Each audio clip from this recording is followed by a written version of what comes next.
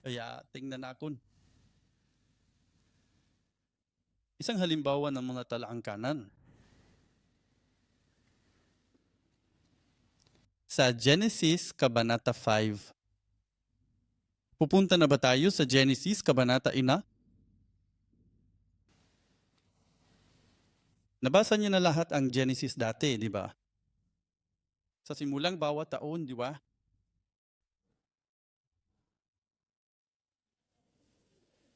Fan kahinto. Pero kadalasan, kapag napunta tayo sa bahaging ito, may tendensya tayong magbasa ng napakabilis o mag-skim lang o laktawan. Tama ba? Dahil ang ilan sa mga pangalan at pag-uulit na ito, mas epektibo ni kay sa sleeping pills. Pero hayaan mo muna akong basahin ito. 3 talata. Ito ang aklat ng mga lahi ni Adan. Nang araw na lalangin ng Diyos ang tao, nilalang niya siya ayon sa wangis ng Diyos. Nilikha niya sila na lalaki at babae at binasbasan niya sila at tinawag silang tao noong araw na sila ay nilikha. Nang si Adan ay nabuhay ng 130 taon, siya ay naging ama ng isang anak na lalaki na kanyang wangis ayon sa kanyang wangis at tinawag niya itong Seth. 4, ang mga araw ni Adan pagkatapos niyang maging ama ni Seth, 800 taon at nagkaanak ng iba pong mga anak na lalaki at babae. 5, kaya't ang lahat ng mga araw na ikinabuhay ni Adan ay 930 taon ug siya'y namatay. Yun lang, yan ang pagron. Ang padron ay nagsisimula noong ilang taon na ang ganito at ganyan. Siya ang naging ama ng ganito at ganyan. At pagkatapos niyang ipanganak ang batang iyon, ilang taon pa siyang nabuhay at namatay sa anong edad. Iyan ang pangunahing padron at impormasyong nakukuha mo para sa bawat henerasyon. Ngayon, ang talaangkanang ito ay ipinakikilala sa mga talata 1 at 2. Sa versikulo 1, binambanggit nito ang tungkol sa wangis at wangis ng Diyos. Kaya't ito ay tungkol kay Adan na nilikha ayon sa larawan at wangis ng Diyos. At pagkatapos sa talata 3, sabi niya, siya ay nagkaroon ng anak na lalaki na kawangis siya. Kaya nung si Adan, noong ang wangis ng Diyos ay inilipat kay Agan. At kay Adan, na si Adan ay wangis ng Diyos. At si Adan ay nagkaanak ng isang anak na ayon sa kaniyang sariling wangis. Kaya kaninong wangis ilong? Tama ba ang Diyos? Ito ay inilipat mula sa Diyos, ikaw kay Adan, at pagkatapos kay Seth. Kaya ang talangkanang ng ito ay isang kabanata ng pag-asa. Hayaan mong mag-review ako. Kabanatang Genesis. Ang isa ay tungkol sa paglikha. At ang kwentong ito ay unang naitala at isinalaysay ni Moises sa mga Israelita sa ilang. Ang mga Israelita sa ilang tabang. Malamang nagtataka tayo, anong ginagawa natin dito? Ipinangako ng Diyos ang lupain ng gatas at pulot. Ngunit ang tunay na katotohanan ay alikabok at hangin. Hindi ka ba nagtataka ng katulad nito? Nang sinabihan akong maniwala kay Jesus, ipinangako ang mga pagpapala at kaligayahan. Ngunit tingnan mo ang aking buhay ng pananampalataya, pag-usig at mga paghihirap, mga kahirapan, mga pagdurusa, pagsasanay. Ano ang ginagawa ko rito? Nakatingin sila sa lahat ng nakapalibot na bansa na nakatingin sa kanila. Alam mo, hindi naman ganun kalaki ang ilang noon. Bagamat nagpag-alagala sila rito sa loob ng 40 taon, hindi naman ito ganun kalaki. Gilibutan kini sa ubang mga nasod, mga hintil. Tanawa sila, unsa ilang gibuhat. Nagtuo sila sa Dios ug migawa sa Ehipto, ug nagsuroy-suroy sila, unsa ilang gibuhat. Abangan natin kung ano ang mangyari sa kanila. Samtang nagtanaw ang mga Israelita sa ubang nasod na nag-uswag o nagmalampuson, tingali na tingala sila.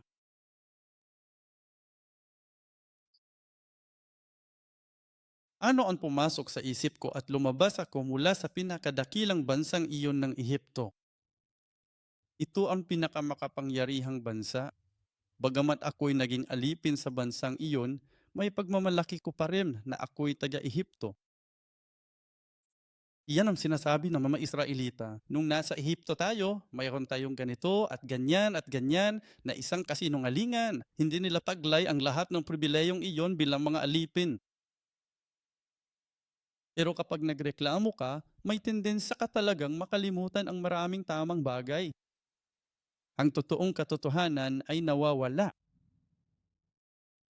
Gayunpaman, iniisip nila, hanggang kailan pa ba ako magdurusa sa ilang na ito? Sino ka ba na naglabas sa akin? Ikaw ba talaga ang tunay na Diyos? Ba't mo ba tinatanong yan? Jesus, nandyan ka ba talaga at nakikinig sa akon? O sadyang nag-hype lang ako? Alam mo na, nilalabas ko ang sama ng loob ko. At sa mga nagtataka at nagtatanong, ang Diyos ay nagsasalita sa pamamagitan ni Moises. Sige, ito ako. Ako ang Diyos na lumika ng buong sansinuko. At ang Diyos na iyon ay tinatawag na Yahweh na naparito sa iyo at nagligtas sa iyo.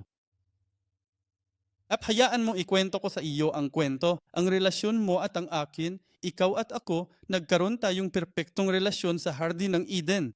Pero, at iyan ang Genesis Kabanata 2 at Genesis Kabanata 3, pero pumasok ang kasalanan. Kaya ka tumatanda. Kaya ka nagkakaroon ng memory lapse. Kaya pala pagod ang mga binti mo. Kaya na kailangan mong maglakad sa ilang ngayon din. Ang buhay mo ay parang ilam na ito. At pagkatapos, bilang resulta ng kasalanang iyon, narito si Cain. Ito ang nangyari. Umalis ang mga tao sa akin. Tinanggihan ang pagsamba at sakripisyo at sinimulan nilang itayo ang mga lungsod na ito para sa kanilang sarili. Itatag ang sarili nilang mga bansa at ang bawat isa ay para sa sarili nilang buhay. Ayan ang nakikita mo sa paligid mo. Ang lahat ng mga bansang ito ay bungang kasalanan. Tila sila ay umuunlad. Ang Genesis, Kabanata 4 ay tungkol sa talaangkanan ni Cain. Gagawin namin. Tingnan mo ito mamaya na. Pero sabi niya, galing ka sa talangkangan ito. Ito ay isang talaangkanan. Ito ang landas na ipinangakong binhi. Yaong mga pumiling sumamba sa akin, yaong mga nagmana ng aking larawan at wangis, tulad ni na Seth, Enos. Kaya sa Genesis Kabanata 4, ang huling talata ay nagsasabi kay Seth. Babasahin ko mula sa talata 25, si Adan ay muling nakipagtalik sa kaniyang asawa. Tandaan mo, pinatay ni Cain si Abel, di ba? Ginagamit ni Satanas si Cain para harangan ang landas ng ipinangakong binhi. Kaya naisip ni Satanas na ang pagpatay kay Abel ay haharang sa landas na iyon. Ngunit binigyan silang Diyos ng isa pang anak na lalaki na nagngangalang Seth. Sinabi niya, binigyan akong Diyos ng isa pang anak na kapalit ni Abel dahil pinatay siya ni Cain. At pagkatapos sa versikulo 26, kay Seth, ipinanganak din sa kanya ang isang anak na lalaki at tinawag niya ang kanyang pangalang Enosh. Nang magkagayoy, nagpasimula ang mga tao na tumawag sa pangalan ng Panginoon. Ang ekspresyong ito, mga lalaking tumatawag sa pangalan ng Panginoon, ay mahalaga sa regular na pagsamba. Pagiging umaasa sa Diyos. Kaya ang talaangkanang ang ito sa Genesis, Kabanata 5, ay inilarawan ng mga taong tumatawag sa pangalan ng Panginoon. Kaya ang talangkanang ito ang paraan ng Diyos ng pagsasabi sa atin. Nariyan ang linya, angkan ng mga taong mayroon pa rin ang aking binhi, na mayroon pa rin ang aking tipan, na patuloy na naninindigan at nangahawakan sa aking salita. At tipan. Kaya sino sila? Nakita namin ang padron. Kaya sina Adan, Seth, Enos, Ang lahat ng ito ay nasa Genesis Kabanata 5. Sina Kenan, Mahalaleel, Enosh, Mahalaleel, Jared. Tama ba? Jared, Inak, Matusalem, si Lamek, o ingon man usab si Noe. Nagkaroon si Adan ng anak na si Seth sa edad na 130. Si Seth ay naging anak ni Enoch sa edad na 105. Si Enat ay nagkaanak kay Kanaan sa edad na 90. Si Kanaan ay nagkaanak kay Mahalaleel sa edad na 70. Si Mahalalel ay naging anak ni Jared sa edad na 65. Si Jared ay nagkaanak kay Enoch sa edad na 162. Si Enoch ay nagkaanak kay Matusalem sa edad na 65. Si Metusela ang ama ni Lamek nang siya'y 187 taong gulang. At si Lamek ay naging anak ni Noe sa edad na 182. Iyan ang impormasyong ibinigay sa atin sa Genesis Kabanata 5. Ngayon, mula sa impormasyong ito, maaari tang magkalkulang isang bagay. Kailangan natong maghanap ng karaniwang taon para makita, para ikumpara. At kung gagamitin natin ng BC, ang mga numero ay magiging napakalaki. Kaya magpapasya kaming gamitin ang taon ni Adam. Ilang taon kaya si Adan noong taong iyon? Kaya tinatawag ko itong taon ni Adan. Naintindihan mo, di ba? Kaya ibig sabihin ay ipinanganak si Adan sa taong 0 dahil noong siya ay ipinanganak, siya ay 0. Anong taon ipinanganak si Seth? Noong 130 taong gulang si Adan, ipinanganak niya si Seth, di ba? Kaya, nung taon ni Adan, 130. Naintindihan mo, di ba? Kaya idadagdag mo ang 0 at 130 at makukuha mo ang 130. Idagdag mo ang 130 sa 105. Si Enos ay ipinanganak noong taong 235. Naintindihan mo ba ang kalkulasyong ito? Sige. Si Kanaan ay ipinanganak noong 325. Mahalaliil, 395. Jared, 460. Si Enoch ay ipinanganak noong 622. Matusalem, mas mahirap na ngayon, di ba? 687. Lamek, isang bagay, 4. At pagkatapos, ito, 874. At si Noe, 1056. Ito ba, CD? Nag-i-enjoy ka ba? Nasisiyahan ako sa mga genealogy, di ba? At malamang nagtatata kayo. Ano ba ang ginagawa natin? Pagkalkula? Paggawa ng matematika sa teolohiya? Oo. Isa pang impormasyon na ibinigay kung gaano sila katagal na buhay. Gagawin natin ito at magpapahinga muna. Nabuhay si Adan ng 930 katuig sa kabuuan. Nabuhay si Seth noong 912. Enos, 905. Kanaan, 910. Mahalaliel, 896. Jared, 962. Si Enoch, 365 taon. Dinala siya pataas sa langit. Tama ba? Hindi siya namatay.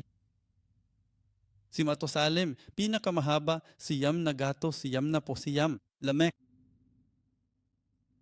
Pinakamaswerte, 777. Si Noe, siyam na gatos o kalimang katuwin. Kaya ating isipin, kalkulahin, ayon sa taon ni Adan, anong taon sila namatay? Okay, kaya idagdag mo lang ang 0 sa 930. Namatay si Adan noong taong 930. Okay, namatay si Seth, 2, 4. Okay, at si Enoch, 0, 4, 11. Di ba? Tama ba yan? CJ, Kinan? Hindi. Mali yun? Oo, tinuod gyud na. Ang duha ka gatos og katloob og 5, dugangan pagayud nimo og siyam ka gatos og 5, husto ba gyud ko sa akong pagkwenta niya na. 1,140, di ba? Tama. Sige, ako ba? Abo, 5, 3, 12, tama ba? Mahalalel 09, 12. Okay? Jared 22. Napulog upat, sige, og lakip na usab si Enoch, 7, 8 og siyam, unya si Motusala, 6 og 5 usab gayod. 16, tama ba? Lamek 1, 5, 16. Milato 006. Okay, ngayon may katuturan na ba? Ngayon, ano ang ilan sa mga bagay na matututunan natin mula rito? Okay, isipon muna natin kung gaano katagal na buhay si Adan. Sino ang ipinanganak bago namatay si Adan? Nabuhay si Adan hanggang 930 ayon sa tao ni Adan. Sino ang ipinanganak bago namatay si Adan? Narito na ang taon ng kapanganakan, hindi ba? Kaya hanggat ipinanganak sila bago ang taong 930, ipinanganak sila bago mamatay si Adan. Tama ba? Siyempre, si Ses, Enoch, Kanaan, Malaleyo, oo. Jared, Enoch, Mutusila, oo. Lamek, oo. Maliban kay Noe, di ba? Kaya lahat ng siyam na henerasyong ito, kontemporaryo sa isa't isa, di ba? Bakit nabuhay ng ganito katagal si Adan? Sabi ng ilang tao, sabi ng mga liberal na teologo, hindi nito mga totoong numero, dapat itong mga buwan, hindi mga taon. Kaya ilang taon ang 930 na buwan? May calculator ba o kaya ay marunong magkalkula ng ganyan? 930 hinatig sa 12, ilang taon iyon? Mas may katuturan yan, di ba? Paano naman si Mahalalil na isinilang sa edad na 65? Wala namang sensay yan, di ba? Kaya, pero kailangan natong paniwalaan ang sinasabi sa aton ng Biblia at ipapaliwanag ko bukas. Dahil sa baha noong panahon ni Noe, mas mabilis na tumanda ang mga tao at mga bagay-bagay. Ngunit bago iyon, ang daigdig ay nasa isang kapaligiran kung saan nabubuhay ang mga tao ng ganito katagal. At ang mga tao ay mas malalaki at mas malusog at iba pa. Gayunpaman, sa paniniwalang tama ang mga tao na ito, at patutunayan ko rin iyan dito mamaya, ilang taon na si Lamek nang mamatay si Noe? Si Lamek ay ipinanganak noong 834, si Noe ay namatay noong 930. Kaya binawasan ng 874, siya ay 56 na taong gulang nang mamatay si Adan. Bakit mahalaga yun? Bakit pinahaba ang Diyos ang buhay ni Adan?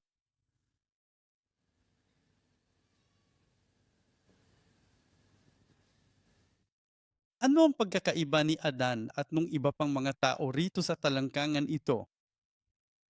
Ano ang espesyal kay Adam? Nilikha ng Diyos? Ano ang maituturo ni Adan sa kaniyang mga inapo? Ano ang ituturo ni Adan sa kaniyang mga inapo? Tingnan. Si Adan lamang ang nakaranas bago at pagkatapos ng pagbagsak. Ang lahat ng iba pa ay isinilang pagkatapos pumasok ang kasalanan sa sangkatauhan. Si Adan lang ang nakaranas ng hardin ng Eden bago pa man dumating ang kasalanan, hindi ba?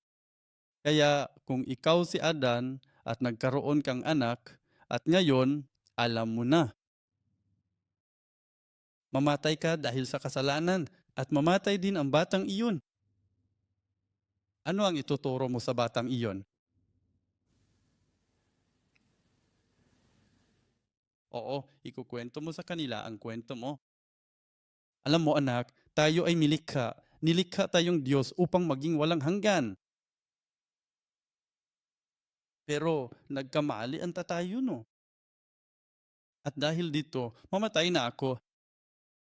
Kaya na tayo tumatanda. Kaya nga tayo nagkakasakit. Kaya nga ganito lahat ng problema sa buhay natin. Pero isang bagay na dapat mong tandaan, ipapadala ng Diyos ang binhing magpapanumbalik sa atin.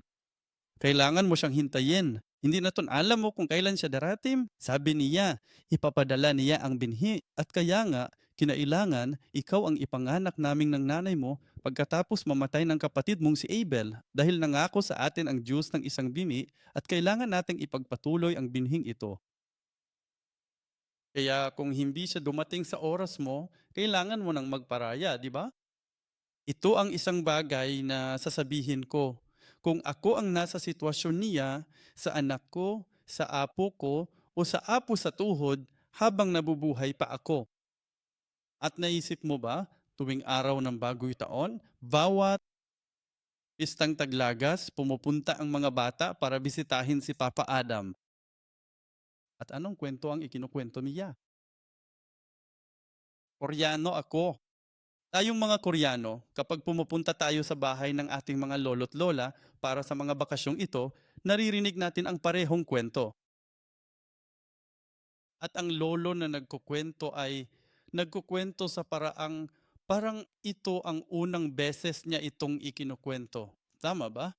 Isinalaysay niya ang parehong kwento, ngunit parang ito ang unang beses sa buong buhay niya. Sobrang nasasabi. Alam mo ba kung anong pinag-usapan niya? Pinag-uusapan ng mga lolo na Koreano na ito ang tungkol sa digmaang Koreano, kung paano sila naging dakilang bayani sa digmaan.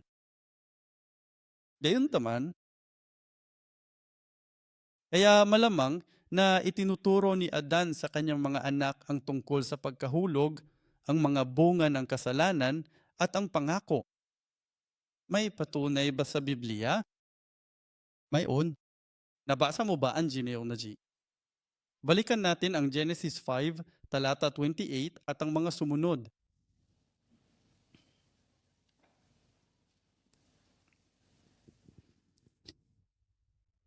Ipinakita ko na sa iyo ang pattern, di ba? Ang ganito at ganyan ay ipinapanganak sa isang tiyak na edad. Sa edad na ito, nagkaroon ng anak na lalaki. At ilang taon pa ang nabuhay at namatay sa anong edad? Yan ang padron. Ngunit, may ilang bahagi sa talangangan ito na humiwalay sa ganitong padron. Ibig sabihin ay mas maraming impormasyon. At kapag ang Diyos ay humiwalay sa huwarang iyan at nagbigay sa atong nakaragdagang impormasyon, ano ang sinasabi sa ato ng Diyos? Magbayad ng pansin. Maaring may ilang kawili-wiling katotohanan tungkol sa impormasyong ito. Kaya sa bersikulo 28, nabuhay si Lamech na 182 taon at naging ama ng isang anak na lalaki. At tinawag niya ang kaniyang pangalan na Noe na sinasabi, ito ang karagdagang impormasyon. Ito ang magbibigay sa aton nga kapahingahan mula sa ating gawain at mula sa pagpapagod ng ating mga kamay na bunga sa lupang isinumpa sa Panginoon. At nabuhay si Lamech pagkatapos niyang maging ama ni Noe ng 595 taon at nagkaroon pa ng iba pang mga anak na lalaki at babae. Kaya't ang lahat ng mga araw ni Lamech ay 777 taon at siya'y namatay. Kaya ang karagdagang impormasyon na ito ang dahilan kung bakit pinangalanan niya ang kaniyang anak na Noe. Ano ang dahilan? Aniya, ang anak na ito ang magbibigay sa atin ng kapahingahan. Maunay buot ipasabot sa Noe, pahulay o kahupayan. Kini mohatag kanatog pahulay gikan sa atong buhat o kahago sa atong mga kamot gikan sa yuta. Kinsay nagsulti nga niya bahin niini. May dalawang mahalagang impormasyon sa sinabi niya rito. Una, magkakaroon ng isang anak na magbibigay sa atin ng kapahingahan. Iyan ang pangako.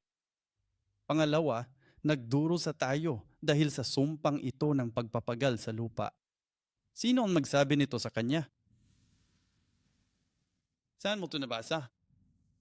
Tandaan, nabasa natin ito kanina sa Genesis 3:17-19. Nung magkasala si Adan, ito ang sinabi ng Diyos kay Adan. Adan, dahil nagkasala ka, kailangan mong magtrabaho sa lupa para makakain. pero ipapadala ko ang bini, ang anak na lalaki. Ang binhi sa Hebreo ay zera na nangangahulugang binhi o anak na lalaki o inapo. Kaya sinasabi ng Diyos, ipapadala ko ang anak. Kaya si Lamek, makikita natin sa kanyang buhay na buhay siya kasama ang dalawang pag-asang ito o ang dalawang bahaging ito ng pangako. May sumpa ngayon. Mapapawi tayo sa sumpang iyan sa ganitong uri nga paghihirap sa mundong ito kapag dumating ang anak na ito. At pinangalanan niya ang kaniyang anak na Noe, umaasa siyang iyon ang mangyayari. Kaya dito sa Lamek, sino ang nagsabi sa kanya tungkol sa pangakong ito, tungkol sa sumpang ito? Dapat si Adam yon. Si Adam lang ang tanging nakaalam. Malamang nga iparasa na. Ngunit, tiniyak niya na taglay ni Lamek ang tamang pagkaunawa at pag-asa para kay Kristo, para sa Mesiyas. At namatay si Adan, ngunit tandaan, si Noe ang may pananampalataya. Paano nagkaroon si Noe ng ganito kalaking pananampalataya? Genesis, Kabanata 6. Nang ang buong mundo ay masama at tiwali, si Noe ay nakasumpong ng biyaya sa paningin ng Panginoon. Natagpuan siya, walang kapintasan, siya ay lumalakad kasama ng Diyos. Ito ang Genesis Kabanata 6, mga bersikulo 8 at 9, tama ba? Ano nagkaroon si Noe ng ganito kalaking pananampalataya? Sino ang nagturo sa kanya? Hindi nabuhay si Adan, hindi ba? Pero Lamek, nakikita natin na ang Biblia ay nagbibigay sa atin ng pahiwatig na ang focus ni Lamek ay sa pangakong iyon ng Diyos. Tinitiyak ng Diyos na ang kanyang talangkanan, ang kanyang tipan ay magpapatuloy. Isa pang bagay na makikita natin dito, kung pipili kang isang taong gusto mong maging katulad o gusto mong makilala sa 10 pangalan na ito, sino ito? Ako? Iyase ito sa trabaho, di ba? Lahat naman tayo ayaw mamatay, di ba? Kaya nga gusto nating matuto mula kay Enoch. Ano ang espesyal kay Enoch? Hindi namatay si Enoch? Paano mo mapapatunayan yan? Sinasabi sa atin ang Biblia, tama ba? Versikulo 21. Ito ang Genesis, Kabanata 5, versikulo 21. Nabuhay si Enoch ng 65 taon at naing ama ni Matusalem. At lumakad si Enoch na kasama ng Diyos makalipas ang 300 taon pagkatapos niyang maging ama ni Matusalem at nagkaroon ng iba pang mga anak na lalaki at babae. Busa ang tanang adlaw ni Enoch, tulo ka gatos kan uman ug 5 ka tuig. Versikulo 24, lahi kini gawa sa naandan. Naglakaw si Enoch uban sa Dios ug nawala siya, pagikuha siya sa Dios. Nagpasabot ba kini nga wala siya namatay? Lumakad ba si Enoch na kasama niyang Diyos at hindi siya lumakad? Ibig sabihin ba niyan nga hindi siya namatay? Pero tandaan, kailangan nating basahin ang parehong lumang tipan at bagong tipan. Tama ba? Hebreo 11, versikulo 5. Hebreo Kabanata 11, versikulo 5, sa pananampalataya, si Enoch ay dinala sa itaas upang hindi niya makita ang kamatayan. At hindi siya natagpuan dahil kinuha siyang Diyos. Sapagkat pinatutuuhan sa kanya na bago siya dinala sa langit, siya ay naging kalugod-lugod sa Diyos. Hindi nakita ni Enoch ang kamatayan. Siyempre, si Enoch ay isang paglalarawan ni Jesus, ngunit kasabay nito, binibigyan niya tayo ng pag-asa. Ngayon, paano niya tayo binibigyan ng pag-asa? Sino ang unang taong natapos ang kanyang buhay sa mundong ito? Ayon sa talaangkangan ito? Ayon sa mga bilang na ito? Kailangan mong tingnan ang taon ng kamatayan, hindi ba? Sino ang unang taong tinapos ang buhay niya? Adam. Sa pamamagitan, kamatayan, di ba? Sino ang pangalawa na tumapos sa buhay na? Sa mundong ito. Enoch, di ba? Enoch, sa pamamagitan, buhay, walang kamatayan. Kung si Adan ang nagtuturo, mamamatay ako dahil nagkasala ako. At sinabi ng Diyos, kung kakainin mo ang bungang iyan, tiyak na mamamatay ka. At tiyak na mamatay na ko. Pero kayo, malamang tinuturuan niya ang mga anak niya. Kung kakapit ka sa salita ng Diyos, kung kakapit ka sa tipang ito, lumakad ka kasama ng Diyos. Isang bagay na hindi ko nagawa, bibigyan ka ng Diyos ng buhay. At si Enoch ay nagpakita ng isang mahusay na halimbawa ng pamumuhay ng ganoong uri ng buhay, ng paglakad na kasama ng Diyos, at siya ay dinala pataas. At iyon ay nagiging isang malaking patunay at ebidensya at malaking pag-asa para sa mga tao sa panahong iyon. Kailangan kong lumakad kasama ang Diyos. Kaya naniniwala akong oo nga, at maaring iniisip mo, kaya kung ikaw at ako ay mamumuhay tulad ni Enoch, hindi tayo mamatay at makakapunta sa langit.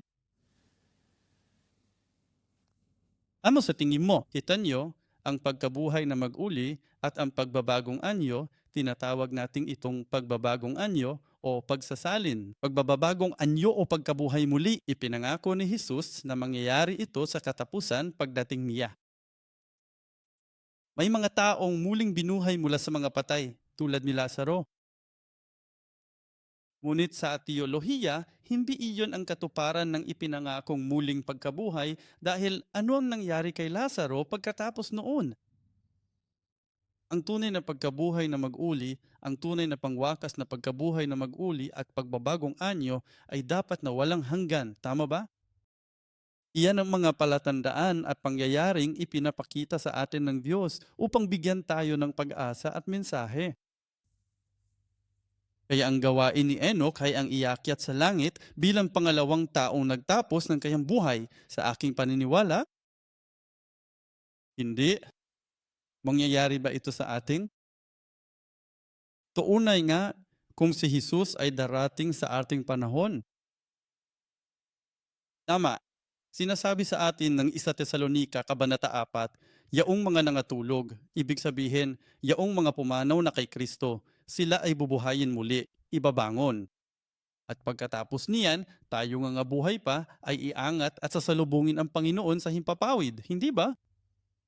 Magaganap yon. Pinag-uusapan yan. Pagkabuhay na mag-uli at pagbabagong anyo. Kaya ang aming pag-asa, Panginoon, magmadali ka at dumating bago matapos ang henerasyong ito.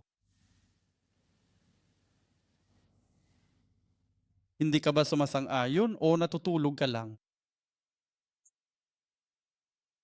Busa karon, unsa man gayud ang tinagong nga sikreto sa kinabuhi ni Enoch na nakahatag og dakong kalipay sa Dios.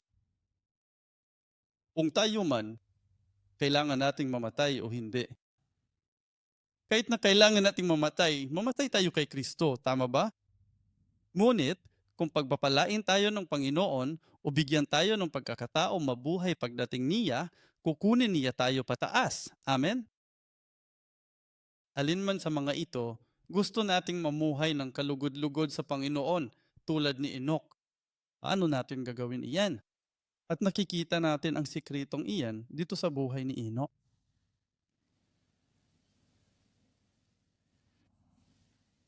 Anong nangyari? Ano ang dahilan kung bakit lumakad si Enoch na kasama ng Diyos? Makakakita tayo ng mga pahiwatig dito sa Genesis Kabanata 5.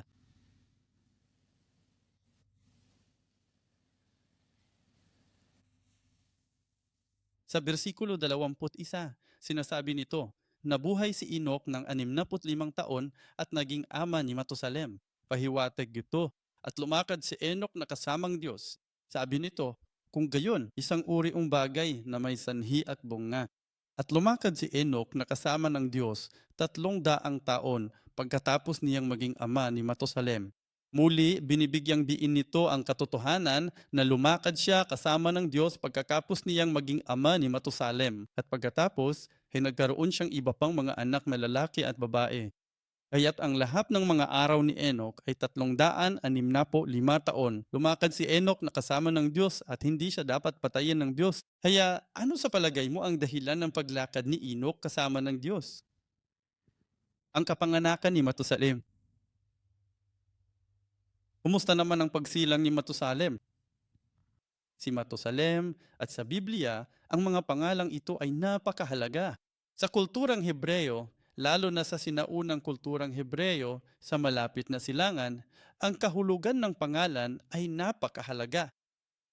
At kung ikaw ay mula sa Asyano o Chino o nagsasalita ng Chino o may kakayahang magsulat, magbasa o mag-aral ng kulturang Chino, malamang na pamilyar ka na sa mga mahahalagang kahulugan ng mga pangalan. Ama ba? Sa Biblia, ang mga pangalan ay may mga kwento. At narinig ko ang isa sa mga ortodoksong Hudyong rabi na nagsabi, nagbabasa kayo ng Biblia sa iba't ibang wika, ngunit hindi nito nabibigyang katarungan ang Biblia. Dahil maliban kung naintindihan mo ang kulturang Hebreyo at ang wikang Hebreyo, iisa lang ang kahulugan ng bawat salita. Ang bawat salita ay hindi lamang maraming kahulugan, kundi may uron din itong mga kwento sa loob ng pangalang iyon. Kaya maliban kung naintindihan mo ang mga kwento at kulturang iyon, wala pang 30, 20, 30% ng talagang sinasabi ng Biblia ang nakukuha mo. Kaya nga, kailangan nating matuto ng Hebreyo. Ayan na. Kailangan nating umasa sa banal na espiritu upang turuan tayo. Sa literal na kahulugan, hindi nato talaga lubos na maunawaan. Dahil at para sa kanila, naintindihan nila ang kultura, ang kwento, ngunit maliban kung matanggap nila ang banal na espiritu, maliban kung naniniwala sila kay Jesus na siyang susi sa pag-unawa sa Biblia, naintindihan din nila. Wala pang 20%, di ba? Kaya kailangan nating magtulungan.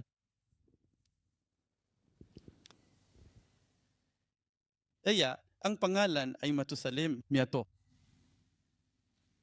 Nananahulugan yan kamatayan. Sila? Ibig sabihin ay magpadala. Kaya ang ibig sabot ni Methuselah ay magpapadala ako ng kamatayan. Ngunit noong panahong iyon, ang Matusalem ay pangalan ng isang Diyos o figurin o figura na parang isang idolo na dapirati. Hindi ang mga mananampalataya sa Diyos ang kanilang Diyos na tagapagtanggol, kundi ang ibang mga lungsod at bansa. Kaya naniniwala sila na kung ang figurang ito ay bumagsak o nabasag, ang kanilang lungsod ay mapapahamak. Ang kanilang lungsod, ang proteksyong bumagsak na ng Diyos, ang kanilang lungsod ay sasalakayan. Tinawag din nila ang mga taong sa tore ng bantay, nagbabantay kung may paparating na kalaban. Ang mga taong iyon ay tinatawag na Methuselah, tagahagis ng sibat o palaso, tagapagtanggol. Kaya si Matusalem ay may kultural na kahulugan ng isang tagapagtanggol. Kaya ang kanilang pagkakaintindi ay kung siya ay mamatay, darating ang katapusan ng kanilang lungsod. Kaya para mas mapadali para sa iyo, ang ibig sabihin ng pangalan niya ay katapusan ng mundo, araw ng paghuhukom o katapusan ng mundo. Isipin mong may anak kang lalaki na nangangalang end time. Ang apelyido ko ay Kim. Kim sa katapusan ng panahon. Mahal, nakauwi na ba ang anak natin? Oo, dumating na ang panahon ng pagtatapos.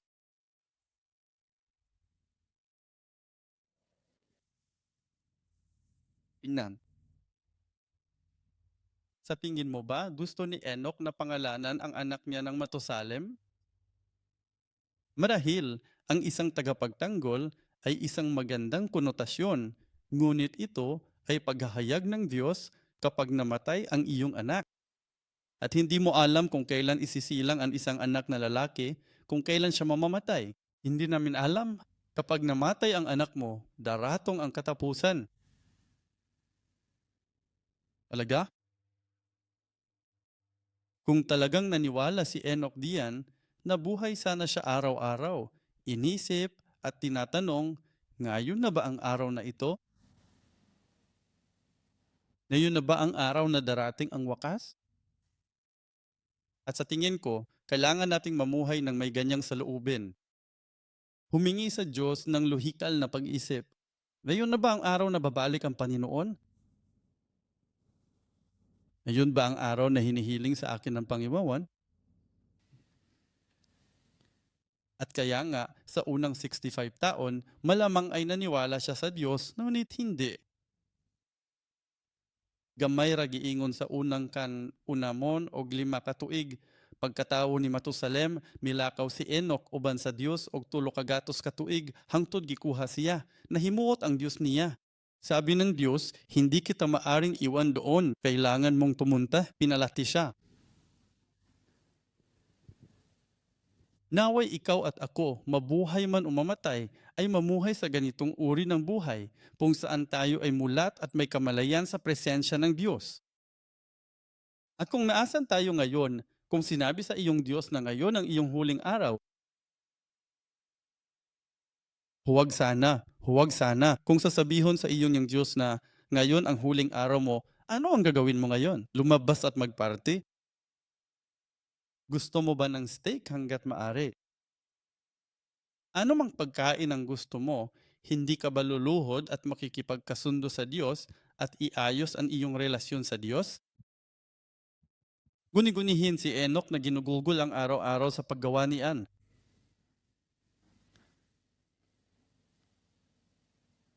At bilang resulta, at nakakatuwa, sabo ito ng Diyos, alam mo ba? Nabuhay si Motosila ng 969 na taon, ang pinakamahaba. Buong buhay na naghintay si Enoch at hindi namatay si Motosela. Pero hindi iyon kalapastanganan sa gawaan ng Diyos. Ito ay biyaya at awa ng Diyos. Ang Diyos ay naghihintay at naghihintay. At naniniwala akong hinihintay tayo ng Diyos na yon. Pinalalawig niya ang huling araw na iyon. At ano ang mangyayari? Pumanaw si Motosela noong taong 1656. Anong taon iyon? Kita mo, ipinanganak si Noe noong 1556, di ba? Ilang taon si Noe nang magsimula ang baha? 600. Anong taon iyon? Taong 1656 nang magsimula ang baha. Literal na, iyon ang katapusan ng panahon at ang huling araw para sa mga taong iyon.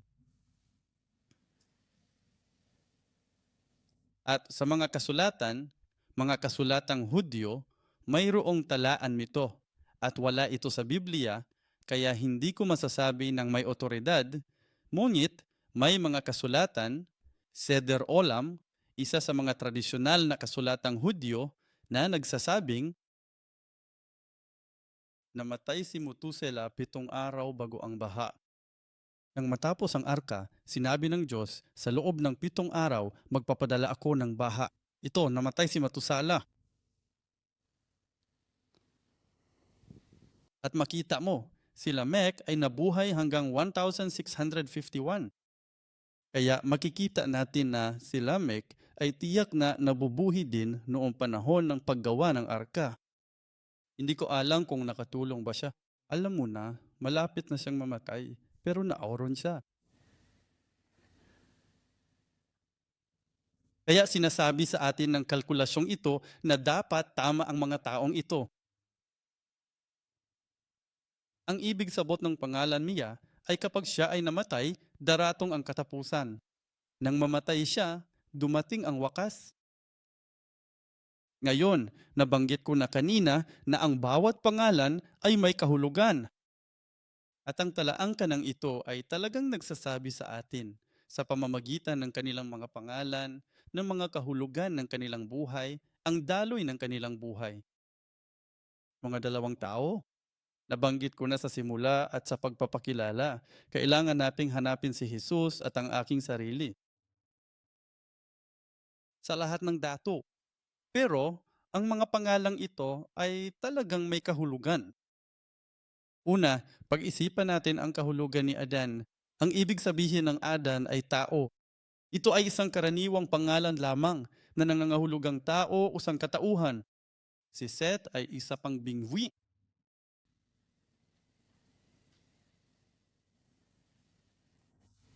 Ang ibig sabihin ng inosios ay mahina o mahina.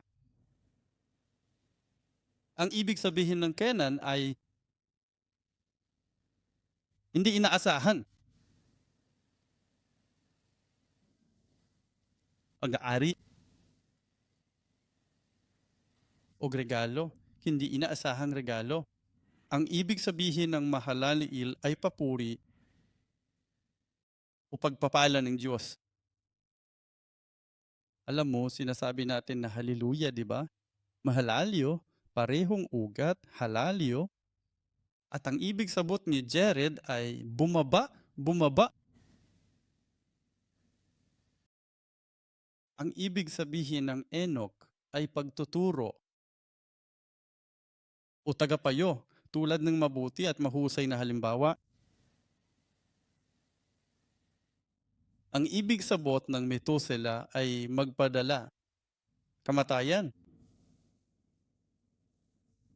Ang ibig sabihin ng Lamek ay malakas.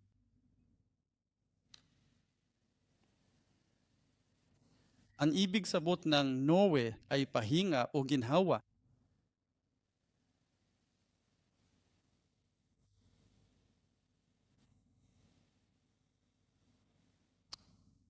Anong uri ng mensahe ang nakikita natin dito? Isipon natin kung paano dumarating si Jesus sa atin dahil sa bawat henerasyon. Umasa sila. Ano siya? Kailan kaya siya darat? Kailan? Sino ang binhing ito? Jesus ay dumating gayang nasa unang mga taga-Korinto, Kabanata 15, talata 45. Sabi nito, siya ang pangalawang Adan. Siya nga, siya ay naparito bilang tao, ang salita na nagkatawang tao at nanahan sa piling ng kayang bayan at siya ibang binhi, iba, na ang ibig sabot ay naiiba. Gagawin niya, siya ang totoo. Binhi, ipinangako ng Diyos. Pero nang dumating siya, para siyang murang usbong. Gayang sinasabi sa atin sa Isayas Kabanata 53, siya ay dumating hindi bilang isang makapangyarihang hari o mayamang pinuno, kundi siya ay dumating at ipinanganak sa isang sabsaban sa Bethlehem. Lumaki siyang isang mahina at mahirap na anak ng isang karpintero. Kaya tao siya, mahina, at sinasabi sa atin ng mga Hebreyo na alam niya ang ating kahinaan. Daanan, hindi inaasahang pag-ahit. Ngunit, ang mga taong tulad ng babaeng Samaritana, nakakita siya ng isang lalaking Hudyo na pumunta sa Samaria. Nagsimula siyang magsalita at magtanong. Napagtanto niyang siya ang Mesiyas. Siya ang ipinangakong binhi. Maraming tao, ang mga disipulo, ang napagtanto na walang umasa na ang kawawa, mahinang lalaking ito ay ang Mesiyas. Pero siya ang hindi inaasahan. Regalo, siya ang nag-iisa at ang hindi inaasahang regalong ito ay kilala rin bilang biyaya. Dumating siya at puno ng biyaya. Siya ang hindi inaasahang regalong ibinigay sa atin ng ating Ama sa langit. Siya ang pagpapala, tunay na pagpapala, at siya ang ating papuri. Hindi lamang siya bumaba mula sa langit, kundi sinasabi sa atin ng Filipos, Kabanata 2, mga talata 6 hanggang 8. Nagpakumbaba siya, mapagpakumbabang lingkod, nagpakumbaba sa Panginoon. Ang libingan, sa krus, sa libingan. Hindi lamang mula sa langit, patungo sa lupang ito, kundi maging hanggang sa krus at sa libingan, nagpakababa siya at ibinaba niya ang kanyang sarili. Hindi lamang siya isang mahusay na guro noong siya ay nagtuturo, kundi ang kanyang buhay ay isang mahusay na halimbawa, isang tunayan na guro ng katotohanan.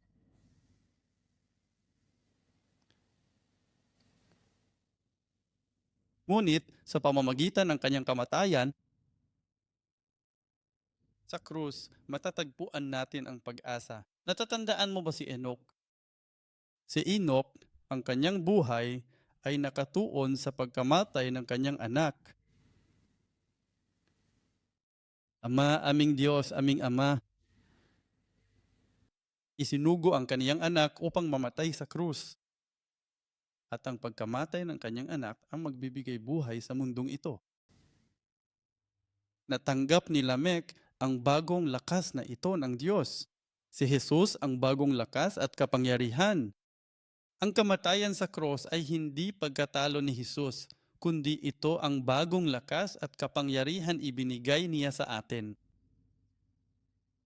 At bilang resulta, ipinapangako niya sa atin ang walang hanggang kapahingahan, walang hanggang sabat at kaginhawaan.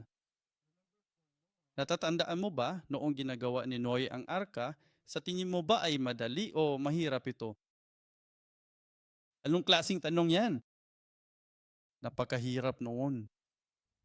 Hindi lamang niya kinailangang itayo ang arka na kasya sa laki ng isang stadium ng football.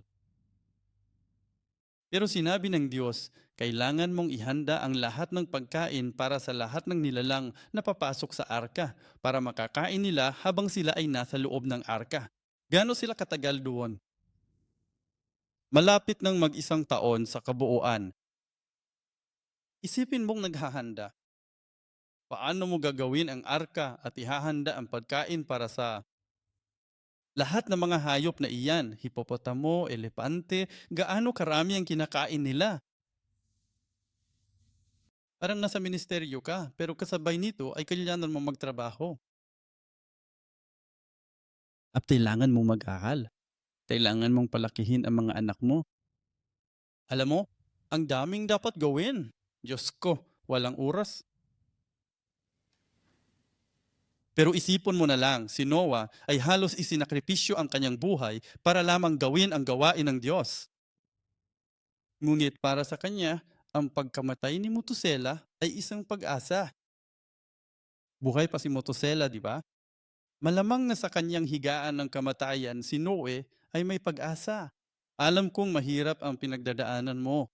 Alamang nagtatanong si Noe, Diyos ko, hanggang kailan? Sinasabi ni Methuselah, no, magkaroon ka ng pag-asa dahil ang lolo na ito ay naghihinalo. Kapag namatay ako, iyon na ang tamang panahon. Patayin mo na lang ako o maghintay ka pa ng kaunti.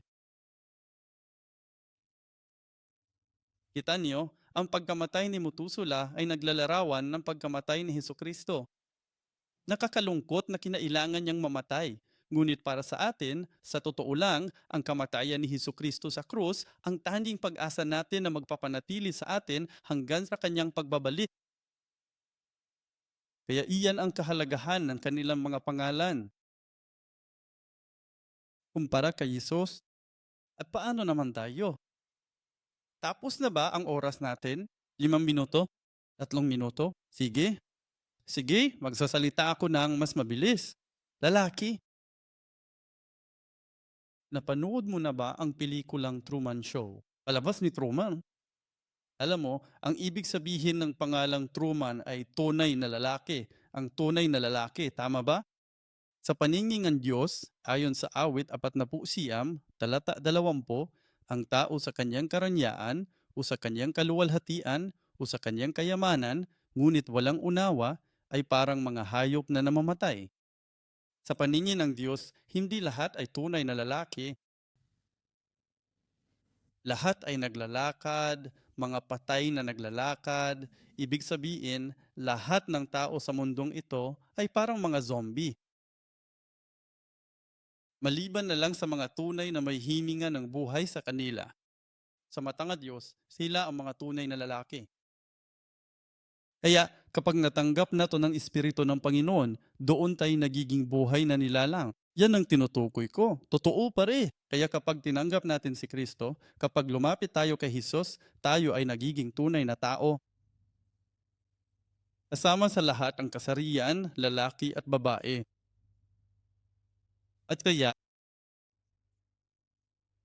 tayo ay muling ipinanganak, isa pang binhi. Tayo ay muling ipinanganak sa isang bagong nilalang, pagbabagong buhay.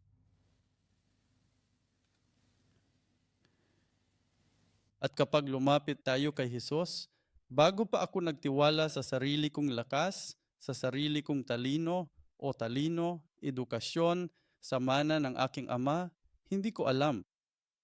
Umaasa tayo sa mga bagay ng mundong ito. Ngunit kapag lumalapit tayo kay Jesus, natatanto natin kung gaano ako kahina, kung gaano ako kahina. At alam mo ba, tinitiyak ni Jesus na mapagtatanto mo iyan. At kung minsan ay may mga bagay na nangyayari kapag tayo ay naniniwala kay Jesus. May mga bagay na nangyayari para mapagtanto natin na kailangan ko palang umasa sa Kanya.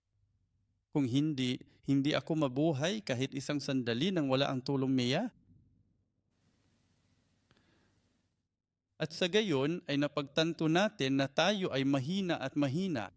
Pero iyon ay noong ibinibigay niya sa atin ang bagong biyayang iyon. Alam mo, sana naranasan mo na. Pero kung hindi pa, sana maranasan mo rin ito. Dugantay sa pinakaalalim. Halos pakiramdam namin ay bubagsak na ako sa lupa. Walang pag-asa. Ngayon ko lang napagtanto kung gaano ako kahina, kung gaano ako makasalanan. Ngunit nariyan din ang bagong bugso ng lakas at pag-asa na ibinibigay niya sa atin sa paanuman sa salita, sa panalangin, sa ating pakikisama sa mga kapatid kay Kristo, sa pakikinig sa salita ng Diyos. Iyan ang biyaya. Isang bagay na hindi ko nararapat, pero binigay niya pa rin sa apol. Natatanto natin kung gaano kahalaga ang dugo ni Hesukristo at nakakatagpo tayo ng pag-asa. Iyan ay hindi inaasahan, biyaya, regalo. At iyong mga nakaranas ng kaloob na iyan, ng biyayang iyan, hindi mo ito maipaliwanag. Pero hindi mo alam kung saan ito nanggagaling, pero kahit papaano ay puno ka ng saya. Gusto mong purihin ang Panginoon. Gusto mong ipamuhay ang buhay mo para sa Panginoon. Naranasan mo na ba yan? Naririnig ko ba? Amen? Kung naririnig mo. At kahit hindi mo pa ito naranasan, binabasbasan kita sa pangalan ng Panginoon na sana'y maranasan mo iyon. Kung wala iyan, hindi tayo makapagpatuloy. Kaya isang hatbang malulungkot tayong lahat kapag tinitingnan natin ang sarili ko kung gaano ako kamakasalanan. Hindi natin maalis ang aking nakaraan kung wala ang biyayang iyon. Ngunit ang biyayang iyon ang nagbibigay sa atin ng nag-uumapaw na kagalakan. At ano ang gagawin natin kapag taglay natin ang kagalakan iyon? Pinupuri natin siya. Nagbibigay tayo ng mga papuri sa Diyos. Nagpasalamat kami. Ang buhay natin ay isang papuri. At pagkatapos noon, matututo tayo. Kapag tayo ay ganap na nasa hustong gulang, habang tayo ay ganap na nasa pananampalataya, natututo tayong magpakumbaba. Bumaba kami. At iyong mga matagal nang nasa simbahan, mas bibigyan nila ng pagkakataon ang mas bago at nakababatang henerasyon. At sinusuportahan nila ito mula sa likuran. At habang tayo ay lumalago sa pananampalataya, hindi natin hinangad ang papuri o pagkilalang iyon. Ginagawa namin ang gawain ng Diyos nang may pagpapakumbaba. Matuto tayong magpakumbaba. At iyan mismo ay nagiging isang aral para sa maraming tao, isang buhay ng isang guro. Sa nakalipas na 3, 4 na taon, 2 o 3 taon, nakakita ako ng napakagandang halimbawa mula sa 2 tao. At ang isa ay nakaupo rito, at ang isa naman ay ang kaniyang asawa. Tunay na ang pagiging alipin, ang pagpapakumbaba upang maglingkod sa iba. Sa paggawa nito, paglingkuran ang Diyos. Hindi ko sinasabi iyan dahil lang sa may pagkakataon akong mangaral o magturo rito, kundi sa dami ng taong nakilala ko at marami akong taong nirerespeto dahil sa kanila. Sa loobin niyang isang lingkod, at hindi nila kailangan magbuka ng bibig tulad ko ngayon para magpaliwanag, para magturo. Ang kanilang buhay ay isang aral. Alimbawa, dalangin ko na sana'y lahat tayo'y dumating sa puntong iyon kung saan tayo ay tunay na maging isang dakilang halimbawa sa pagmamahal kay Kristo Jesus. At sakon, ang ganitong uri ng pananampalataya ay humahantong sa buhay pananampalataya na may sakripisyo, kung saan maari tayong magsakripisyo para sa iba, kung saan maari akong yumuko at maging tuntungan ng iba. Pananampalatayang may sakripisyo na sumusunod sa mga yapak ni Hesukristo. Ngunit kapag tayo ay nagsasakripisyo, hindi tayo iniiwan ng Diyos sa lupa. Siya ang nagbibigay sa atin ng mas maraming lakas. Binibigyan niya tayong mas maraming pag-asa, mas maraming kagalakan. Yan ang bagong lakas, tulad ni Lamek. At iyan ang magdadala sa atin sa walang hanggang kapahingahan at kaginhawaan. Lahat ng hirap at paghihirap, papawion niya. Papahirin niya ang ating mga luha at ibibigay niya sa atin ang walang hanggang sabat na iyon. Naway matanggap natin ang biyayang ito. Amen.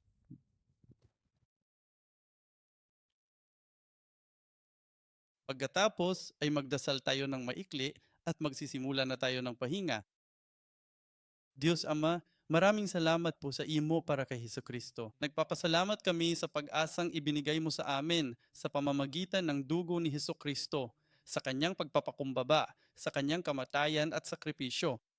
Ama, tulungan mo kaming sundan ang mga yapak ni Hesukristo at hayaan mo kaming tamasahin at maranasan ang walang hanggang kagalakan, kapanatagan at kapahinahan, hindi lamang sa aming mga puso, kundi sa aming mga buhay, hindi lamang sa langit, kundi mula narito sa lupa. At Ama, idinadalangin namin ang iyong pagpapalang ng walang hanggang sabat na iyon at ang kaaliwan para sa lahat ng narito, sa kanilang mga pamilya, sa mga simbahang kinakatawan dito.